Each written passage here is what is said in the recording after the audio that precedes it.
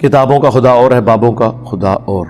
اس میں بابوں سے کیا مراد ہے بتا دیا میرے بھائی کئی بار. اس میں ہر وہ بابا شامل ہے جس نے قرآن و سنت کے خلاف اپنی تعلیمات پھیلائی ہیں.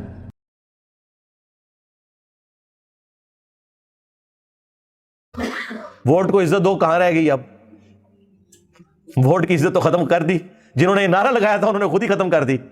ٹھیک ہے، تو خان صاحب کے حوالے سے یہ جو کچھ اس وقت چل رہا ہے، مجھے تو میں نے آپ کو پہلے ہی بتایا تھا. دیکھیں لوگ اس وقت کہتے تھے انجینئر صاحب کو کیا پتا سیاست کا. اب پی ٹی آئی والوں کو تو پتا چل گیا ہوگا کہ آپ سے اور آپ کے بڑے سے زیادہ ہی پتا ہے.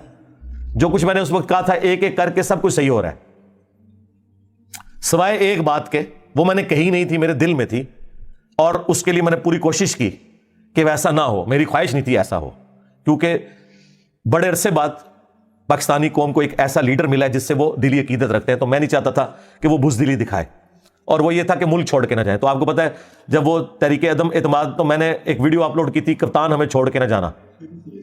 اس میں نے یہ نہیں کہا تھا کہ یہ بھی بھاگ جائیں گے نواز شریف صاحب کی طرح، نہیں، یہ میں نے نہیں کہا.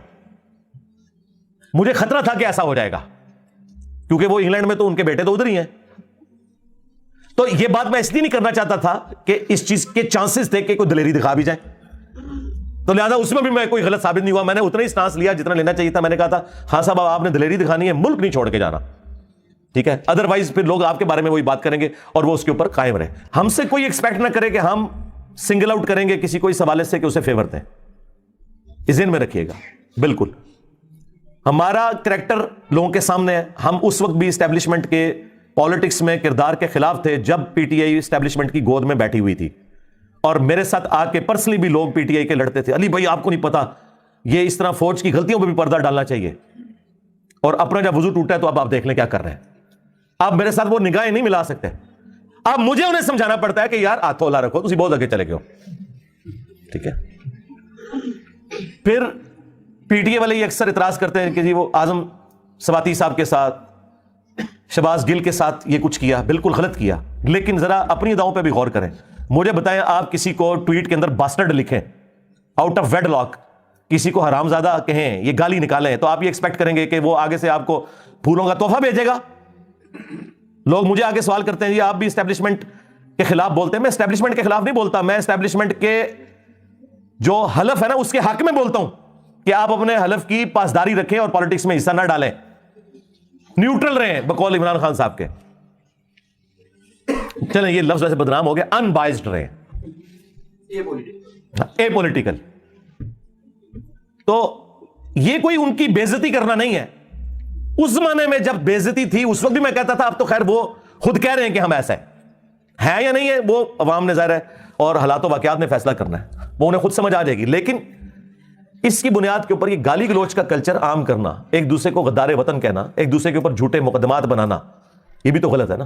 آپ مجھے بتائیں یہ گورنمنٹ صحیح مقدمات میں بھی خان صاحب کو کیسے پکڑ سکتی ہے جبکہ فضول قسم کے مقدمات کی بھی سینچری ہونے والی ہے.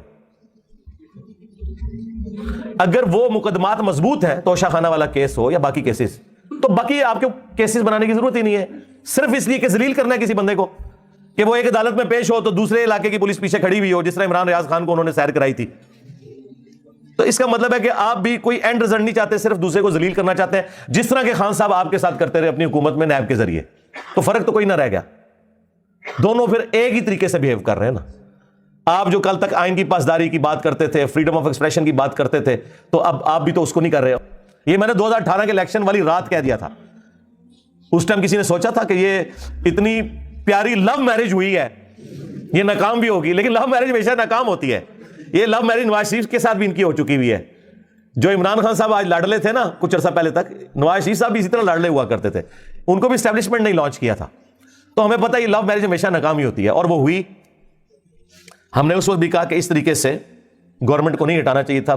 5 دفعہ کم از کم اسمبلیاں اپنا وقت 5 اسمبلیاں پورا کریں تو انشاءاللہ یہ معاملات بہتر ہوں گے.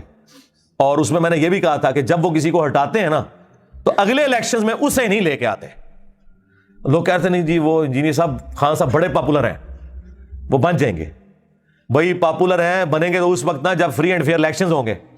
ہاں پاپولر تو نواز شریف صاحب بھی تھے، لیکن 2018 میں کس طرح انجینئرنگ کر کے ایک ایسے بندے کو جس کی مشکل سے 30 سیٹیں نکلتی تھیں، اسے انہوں نے جتوا دیا اور وہ آہستہ آہستہ سب کچھ کھل گیا کیونکہ وہ سہولت کار بھی سامنے آ گئے دونوں. آپ پتہ جب پھوٹ پڑتی ہے پھر وہ دونوں طرف کی باتیں نکلتی ہیں بھائی. اور اس چیز کو نون لیگ والے کیش نہ کروائیں. نواز شریف کے ساتھ بھی یہی کچھ کیا بے نظیر کے مقابلے پہ. اس وقت بھی اسٹیبلشمنٹ نے جعلی طریقے سے ہی نواز شریف کو 97 کے الیکشن میں سندھ میں جتا دیا تھا, اندازہ کرو. تو یہ سارے اپنے اپنی سیٹ کا مزہ لیتے رہے. ہماری تو کوئی چیز اسٹیک پہ نہیں لگی نا. ہمیں بالکل ریئل ٹائم جو چیزیں ہیں, جو اسٹیبلش فیکٹس ہیں, وہ ہم لوگوں کے سامنے بیان کرتے ہیں کہ یار یہ اس طرح نہیں, اس طرح ہوا تھا. اور اب تو خیر سوشل میڈیا کی برکت سے سب کچھ کھل گیا. تو اس کو کوئی ایب نہیں بنانا چاہیے. اگر عمران خان صاحب اسٹیبلشمنٹ کے کندھے پہ سوار ہو کے 2018 میں آئے تو اس سے پہلے نواز شریف صاحب بھی جو ہے اسی طریقے سے آتے تھے. تو ظاہر ہے اس کی وجہ سے عمران خان نے سمجھا کہ یہی ایک طریقہ ہے اوپر آنے کا, اوپر آ کے میں پھر معاملات ٹھیک کر لوں گا. لیکن ٹھیک کیا کرنے تھے وہ آپ کے سامنے مزید خراب ہو گئے. اور اب تو میرا خیال ہے جو ملک کی صورتحال ہے, تو میں نے تو دیکھیں وہ فل بدی اس وقت میرے جملے پتہ نہیں اللہ نے زبان سے نکالے, ان کو شرف قبولیت ہوا کہ اب یہ لوگ کعبے کی چھت پہ بھی کھڑے ہو کے کہیں کہ ہماری آنے والی نسلوں میں بھی کوئی پالیٹکس میں حصہ نہیں لے گا, تو شاید کوئی عوام مان لے.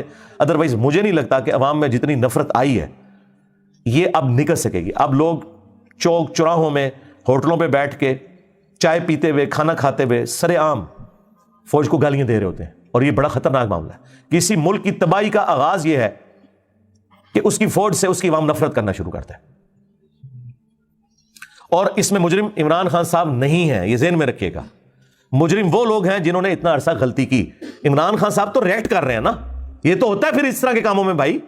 ہاں, اور خود ایکس آرمی چیف نے آخری تقریر میں کیا کہا ہے کہ ہماری فوج سب سے زیادہ قربانیاں دیتی ہے اور گالیاں بھی کھاتی ہے. تو ہم نے سوچا کہ اس کی ریزن یہ ہے کہ ہم لوگ پالیٹکس میں لچ فرائی کرتے ہیں, آندہ سے نہیں کریں گے. یعنی انہوں نے بھی مانا ہے کہ یہ ہماری غلطیوں کی وجہ سے ہمارے ساتھ ہو رہا ہے. تو سرکار جب آپ کی غلطی ہے لہٰذا آپ کے ساتھ ٹرولنگ ہو, گالی گلوچ ہو, تو اس میں کسی لیڈر پہ غصہ کھانے کی بجائے سب سے پہلے اپنے ان بڑوں کے اوپر غصہ کھائیں جن بڑوں نے, یعنی وہ صدر ایوب نے فاطمہ جناح جیسی محسن پاکستان اور پاکستان کے بانیوں میں شامل عورت کو غدار وطن اور انڈیا کا ایجنٹ ڈکلیئر کیا. ٹھیک ہے. پھر ضیاء الحق نے جو یہاں پہ کلاشنکوف کلچر اور شیعہ کافر کے نعرے اور جو کچھ پراکسی وار سعودیہ اور ایران کی یہاں پہ داخل کی, ہتھوڑا گروپ بنایا. ہتھوڑا گروپ عدلیہ والا نہیں, دوسرا. اور اس کے بعد مشرف نے جو کچھ جو ہے وہ سب سے پہلے پاکستان کے نام کے اوپر جو سیکولرزم اور جو لا مذہبیت یہاں پہ پھیلانے کی کوشش کی, اور جو لال مسجد کا واقعہ ہوا, اور اس کے بعد جو ہے وہ خودکش حملہ والا معاملہ شروع ہوا پورے ملک کے اندر, اور پھر ضرب عضب اور رد الفساد کے بعد کسی حد تک اس ایشو کو ایڈریس کیا گیا. تو یہ دیکھیں یہ پوری چینز ہے. اور مردہ ایم کیو ایم جو بے نظیر کے دور میں جس ایم کیو ایم کو ایڈریس کر لیا گیا تھا, اس ناسور کو, ایم کیو ایم کی جو پالیٹکس والا پورشن ہے میں اس کی تعریف کرتا ہوں, لیکن جو ان کا یہ والا جو نان اسٹیٹ ایکٹر والا جو ایلیمنٹ ہے وہ بہت خطرناک ہے. اس کو دوبارہ سے مشرف نے زندہ کر دیا. پھر خیر جب ان کو اندازہ ہوا اور پھر وہ صفایا ہوا سارا کے سارا معاملہ. تو آج بھی یعنی خان صاحب کے حوالے سے جس طریقے سے رویہ اختیار کیا جا رہا ہے, تو میرا خیال ہے عوام خود دیکھ رہی ہے, عوام خود فیصلہ کرے گی. آپ کوئی ایسی ایکٹیویٹی پرفارم نہ کریں کہ جس کی وجہ سے مسئلہ کھڑا ہو. اس کی وجہ سے میرا خیال ہے کہ اوور آل کوئی اچھا امیج نہیں جا رہا, نہ پاکستان کا نہ پاکستانی عوام کے اوپر ہمارے بڑوں کا. میرا خیال ہے سب کو ذمہ داری کا ثبوت دینا چاہیے. سب سے پہلے جو ذمہ داری کا ثبوت ہے وہ گورنمنٹ کو دینا چاہیے کیونکہ وہ ڈرائیونگ سیٹ پہ. اس کے بعد اپوزیشن, پھر عدلیہ, فوج, پولیس, یہ سب کے سب لوگ جو ہے نا وہ بجائے ایک دوسرے کو اونچا نیچا دکھانے کے صحیح طریقے سے معاملات کو لے کے چلیں.